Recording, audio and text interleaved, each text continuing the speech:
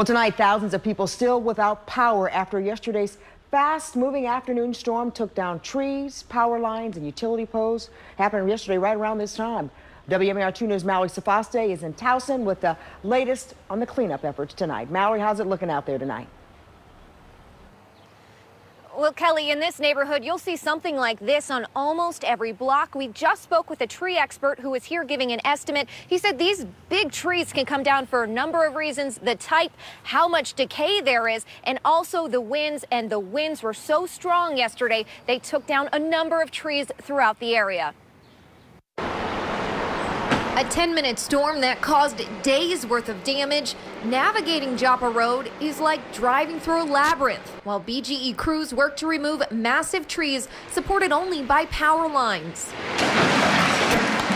Looks bad, but the consensus is it could have been worse. I watched these trees, and we have some really big trees. I watched these trees blown and literally bending over. Caroline Boardley has lived here 25 years. She's seen storms during that time. So when she didn't immediately lose power or have a tree fall on her roof, she thought they made it through unscathed, until a utility pole a few blocks up came crashing down, taking the electricity with it. It flickered. It literally came on and off, and it flickered. And then at 7:30, it just went, whew. That was it, and the storm was over with.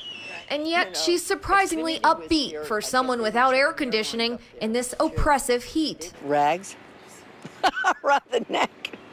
That works. Cold water, and rags around the neck. On that same road, far more destruction. This large tree falling on a shed, pinning a car inside.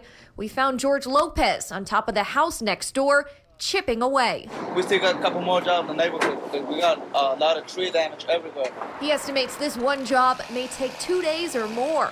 And around the corner is where Elizabeth Mazharry lives. Rain was just coming sideways. It was swirling.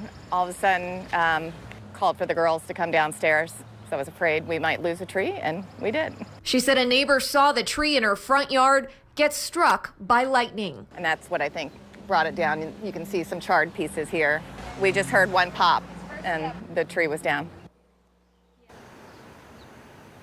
And if your front yard looks like this, make sure you hire a licensed tree expert to take care of it. We have a link to the state's database on our website, WMAR2news.com. Reporting live in Towson, Mallory Safaste, WMAR 2 News.